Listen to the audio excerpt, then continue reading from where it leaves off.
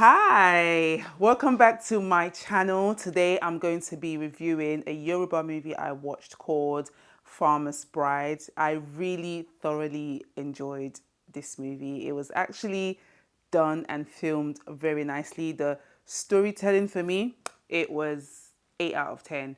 I love Nollywood. I absolutely enjoy watching Nollywood. So I'm just going to go through a quick synopsis of what this movie is about and the four main characters and what that says about the Nigerian culture as well. So my name's Tallulah. I'm Nigerian, British. And I love watching Nollywood movies, which is why I'm reviewing this. So hopefully you enjoy it too. Spoiler alert, if you haven't watched it, go and watch it and then come back. But yeah, the movie is about a young woman. Her name is Fumi, who is married to an older man, Odun, who is a farmer and he's quite wealthy. She marries him against her will, and whilst being married to him, she meets his nephew, whose name is Femi, and she falls in love with him, gets pregnant by him, and during all of this, they plot to have him killed so they can be together.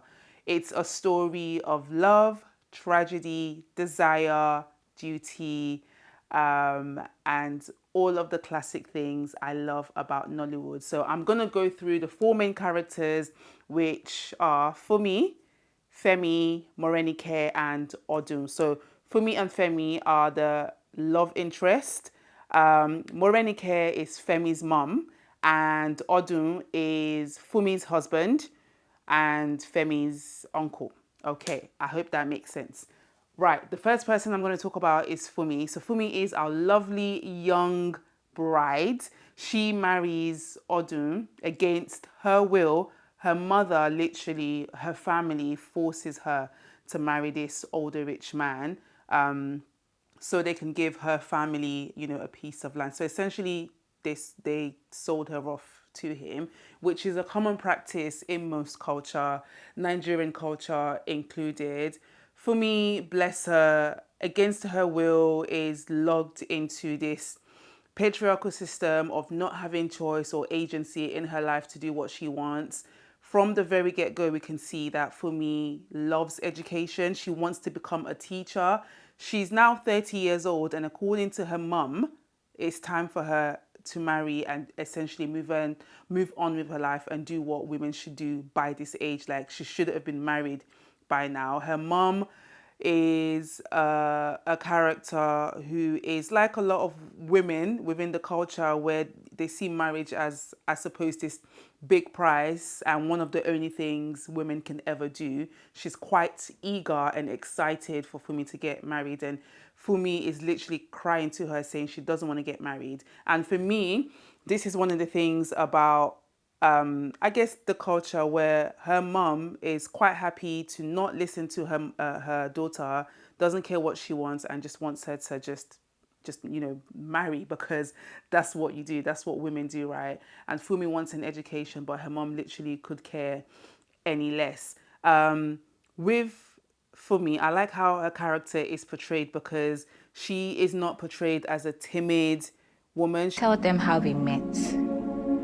How I was a young, beautiful maiden coming from the stream. And you, a kind old man that everybody loves, helped me carry my pot.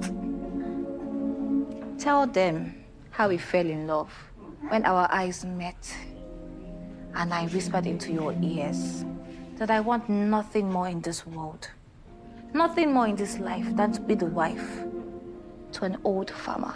She's quite bold, she's quite fierce. She goes after what she wants within the constraints of her culture. Obviously, she still lives in a patriarchal society. There's only so much she can do, but within that, she does as much as she can. Even after, when she meets Femi and they fall in love, yes, she's still somewhat defined as to who she's married to. Again, like I said, this was set in the 1800s type of stuff, so there's only so much she was going to be able to do anyway. But where she was able to take control, she took control by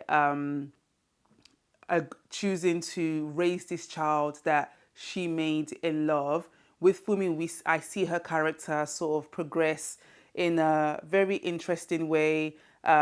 She's still quite respectful, even if she was forced to marry this man that she didn't want to marry. And I like especially how she's portrayed, because I think sometimes when I watch Nollywood movies specifically, the women are quite mute. Sometimes, I don't want to say every Nollywood movie, but sometimes the women are quite mute, and they don't speak up for themselves. They don't speak up for themselves. They sort of let things happen to them. The men are sort of like in control. They do whatever they want, that type of thing. But for me, being young, and I guess educated, she sort of, maybe that's one of the reasons why that allows her to, like, I guess, take up for herself, type of thing. So I really like how she was portrayed. It was a bit sad, so it's not like all roses, because obviously agency is being taken away from her. She literally is being forced to marry to a man she doesn't love, a man she doesn't care about. And that speaks something to the culture, where a lot of times you just don't have a say at the time in who you marry and what you do, and the agency of your life, provided that you're married. Like, it's almost like she should be happy that someone will even marry her at 30 and beyond, that type of thing. So yeah, and then we have her husband, who she's married to, the farmer, who is Odun. And Odun is, for me, is the typical portrayal of that sort of like, you know, Nigerian Yoruba man, where because of his wealth, because he's, wealthy, he's got a farm, he's quite well off, he's able to get what he wants. He would be able to get what he wants still, because he's just a man, and that's just the currency men hold in, the society, Nigerian society. But because he's wealthy as well, he's able to also marry her and give her family land as a result of that. With Odun, I like how they portrayed him, because he wasn't portrayed in an obvious like villain type of way, where it was abusive and beating her. Yes, he married her against their will, which is obviously a terrible thing. And even on their wedding night, she basically just strips off her clothes and just jumps into bed and kind of just lays there a bit lifeless. And it was gross that he still carried on and did what he wanted to do, you know what, and essentially didn't care about how she felt. As long as he got what he wanted out of it, he was still happy, because he was the one benefiting from that situation. And that's quite a gross and a manipulative and an abusive emotionally. So they portrayed that, quite well, and it was sad. And even though he said to her, like, I'm a nice man, like, I just want to love you, I'm not going to beat you, because Fumi said, I know you're going to mistreat me, I know you're not going to treat me well. And he says, I'm not going to do that. Yes, he didn't do it in that physical way, but in the emotional way. Like, he should obviously not have married a woman who didn't want anything to do with him. But because he's a man, and he also needs a bride, and he also needs, children to carry on his, heritage or whatever, he's happy to just go along with it. So they portrayed that character, quite nicely in that sense. But in terms of what it says about just the culture at large, it's almost like this is what happens. The men get what they want, and everybody else kind of moves on with it. With Femi is Odun's nephew, and Femi is a young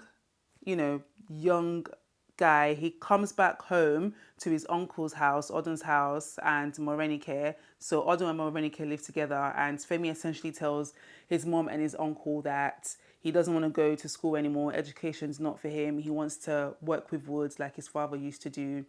Femi and Fumi quickly fall in love, and you see this desire and this yearning, where Fumi now is being with a man much more appropriate for her age, and a man that she actually wants to be with. And with Femi, we kind of see him as this sort of lover boy, womanizer type of thing, because he also has another love interest, who is called Banker. who he had a relationship with before Fumi was in the picture. So he was sort of going between those two women at some point. So he's a bit of a lover boy, Yoruba demon type of guy, if you would. When Fumi gets pregnant, initially Femi was a bit slow to want to take responsibility or not quick to decide what the next step is. So he's a bit immature in that sense. But as time sort of goes on, he does take responsibility and accepts Fumi as, you know, his bride to be once they plotted to kill his uncle Odun to get him out of the picture. And we sort of see like his slow decline where this woman Fumi, whom he now loves, he slowly becomes mean to her, not necessarily abusive, but not showing her this sort of tender, loving, you know, romance type of way that he used to be with her when the uncle was in the picture. And for me, Femi was a character that, again, is reminiscent of he sort of gets what he wants. So he inherited his uncle's sort of wealth. He gets to do what he wants because whilst he's married to you know, Fumi, he is also seeing Banker on the side as well, type of thing.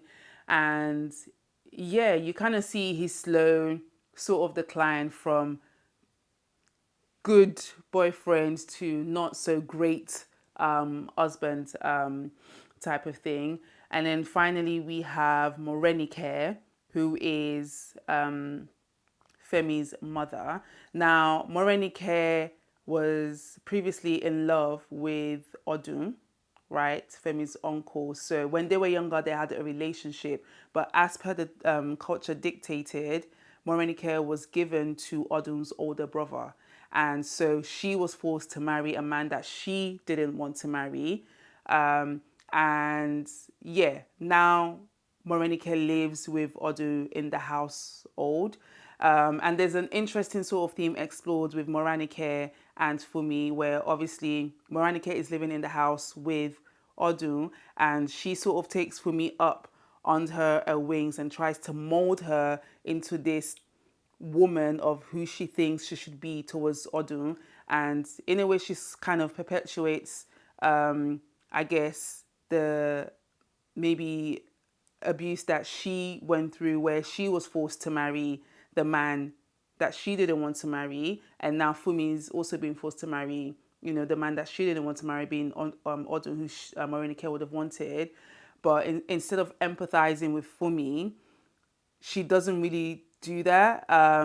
She just sort of lets that carry on and she tries to more mold her into the wife she thinks, you know, she should be and show her the ropes and reassure her that Odun is, you know, a good man and sort of like worthy, and she's kind of lucky to have him, even though Morenike knows fully well that Fumi was forced to marry this man that she did not want to marry. So for me, Morenike was that traditional woman, the traditional sort of Nigerian woman that kind of upholds patriarchy in a way where they don't sort of go against the grain. They keep the ideologies and the traditions and the culture together and pass it on to the younger women, which is in a way what she kind of does in a passive way to Fumi. So that was sort of their relationship.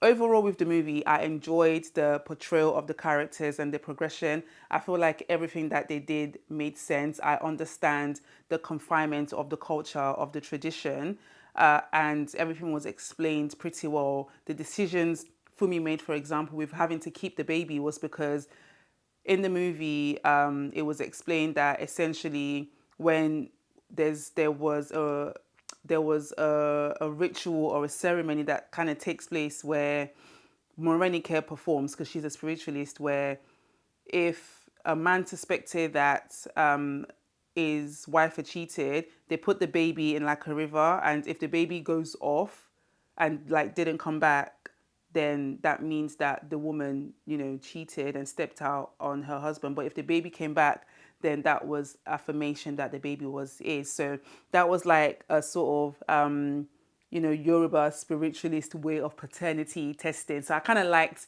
that aspect of the story. But of course, again, that kind of speaks to the culture of it was the woman that got punished for this act. I know for a fact if that was a man, that wouldn't the same punishment would not be rendered to him. And because of that practice, that was the reason why Fumi decided she's going to keep the baby and Fumi is going to take responsibility for him, which ultimately led to them plotting to kill Odun, her husband, together so that Femi and Fumi can get married and live happily ever after. It's a lovely, lovely storytelling. The picture was very nice. With Fumi, I actually liked how they styled her. She was young and beautiful, and I'm not gonna lie, like even the way they styled her hair, it was very sort of yeah, it was very nice, like the traditional kind of like Yoruba styles and stuff like that, and I really quite enjoyed it. It's a movie that I would recommend to watch. It's sort of 50-50 Yoruba and English, so if you don't understand Yoruba, grab a friend that speaks Yoruba and watch it with them. It's not translated. I watched it on YouTube. So yeah, it's a lovely movie. I would definitely recommend it. I realized how much I enjoyed it at the end when I kind of realized, hey, I didn't complain about the storyline. I didn't complain about anything. It made sense. It gave me, it reminded me of like old Nollywood Yoruba movies with the classic like poisoning and almost sort of inserting like a storytelling of some form of morality. Not that there was that much morality telling in this story in the sense of if you do this, this will happen to you type of thing. But it reminded me of that, which is part of the thing I love about Nollywood is that storytelling arc that they have. But like I said, I thoroughly actually really enjoyed this movie. A friend told me about it and I enjoyed watching it with my sister. So watch it, see if you like it, comment if you made it to the end, if you enjoyed the movie, if you get to watch it as well. But like I said, I would rate this movie an 8 out of 10. That's how much I liked it. I definitely would watch it again. I actually watched it again. But yeah, so watch it if you get a chance. It's very, very good. It's very interesting. And I hope to see you in the next review. Thank you.